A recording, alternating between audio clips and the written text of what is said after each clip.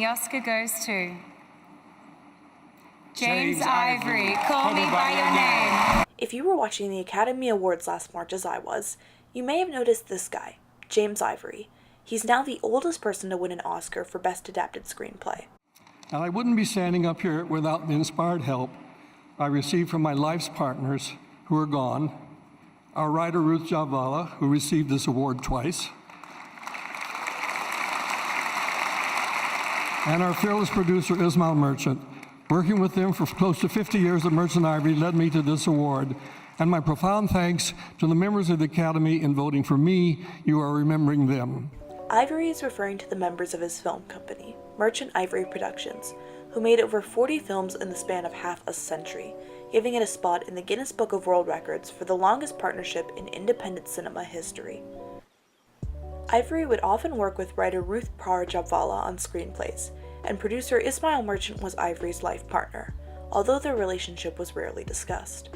James Ivory grew up in Oregon, then went to the University of Oregon and the University of Southern California to pursue cinema.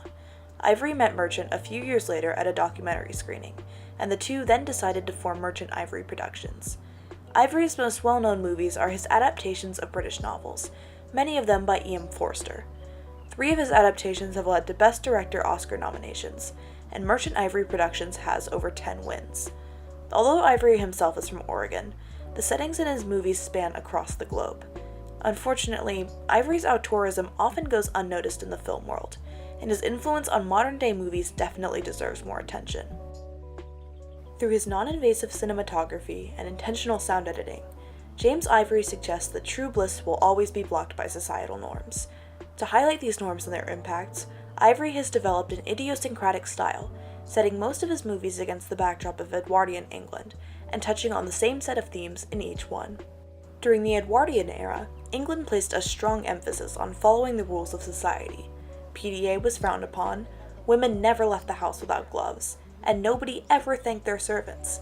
But in a society so heavily governed by rules, it's inevitable that these rules will be overshadowed by human instinct, and the characters in Ivory's films are unapologetically human. Ivory's main goal in his films is to humanize his characters, and he uses a variety of devices to allow his characters to express emotion, which was looked down upon in Edwardian England. Ivory humanizes his characters most obviously through his shooting style. To create a natural environment for his characters, Ivory uses almost exclusively medium shots, especially during frequent scenes with long conversations. In the opening shot from Howard's End, the camera trails behind Ruth Wilcox, as if we're following behind her and admiring her dress as part of the scenery. Or this shot from Morris, where during dinner, Clive makes eye contact with Morris, who's sitting on the other side of the room. We feel like we have a seat at the table due to the medium shot. This minimalistic shooting style mimics an eye-level view, meaning that the audience is supposed to feel like we're involved with the characters, observing them as if we're taking part in their world.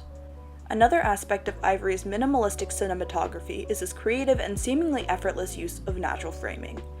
In this shot from Morris, Ivory frames the characters and draws attention to Clive and his wife, encouraging us to pay attention to their relationship and ask ourselves if Clive is truly happy with her. This shot from The Remains of the Day outlines Miss Kenton via the frame of the keyhole.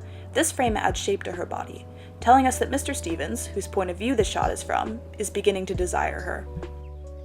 Framing encourages the audience to look at the characters and their emotions.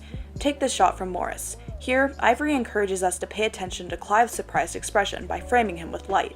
Another device Ivory uses, mainly to set the mood for scenes, is the soundtrack. Returning to the opening shot of Howard's End, the non-diegetic background music helps to establish the setting of Howard's End as a calming oasis for Ruth. Other scenes set at Howard's End also use this music.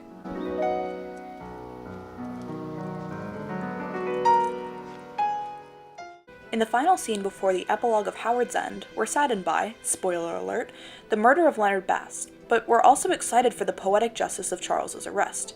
The music mirrors our reaction.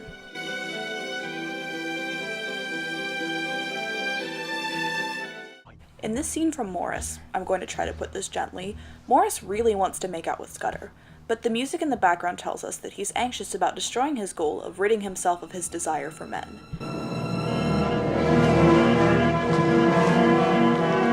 Now we're beginning to shift toward themes. One of the main themes Ivory focuses on in his filmography is social class. To accentuate the wealth gap in Edwardian society, Ivory gives wealthy characters a formal accent, while working and servant class characters have Cockney accents.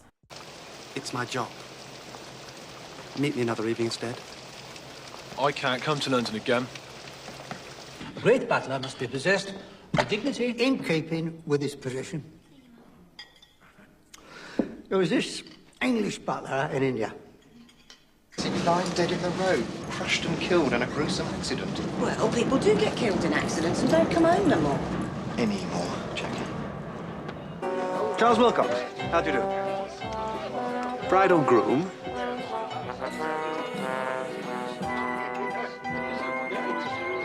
We're very pleased to have made your acquaintance. Okay, let's talk more about how accents relate to characters and their social class. Although Stevens is a servant in The Remains of the Day, and Leonard is a member of the lower class in Howard's End, they both stand out from their surroundings. Stevens sits at the head of the servant table and speaks with a completely different accent than his father.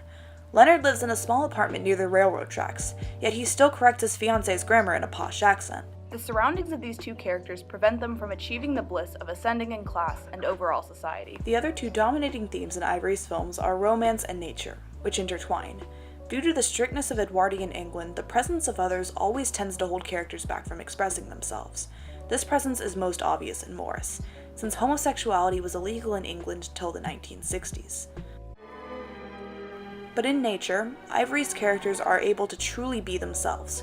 Without the pressure of society, lovers are free to achieve romantic bliss without being blocked by gender, social class, or societal expectations. But it's not just lovers that feel free in nature. In the wilderness, characters can express their true emotions, or simply let their humanity run wild. For the characters of Howard's End especially, nature, more specifically the grounds of Howard's End, offer a sense of escape from the structure and expectations of London, leaving characters to enjoy themselves in the bliss of complete solitude.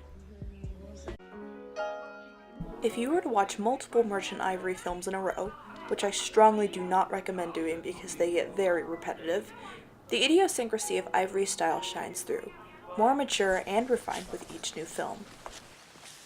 The influence of Ivory's older films on his newer ones becomes quite obvious. Ivory's emphasis on themes, especially the connection between romance and nature, has also inspired modern-day filmmakers.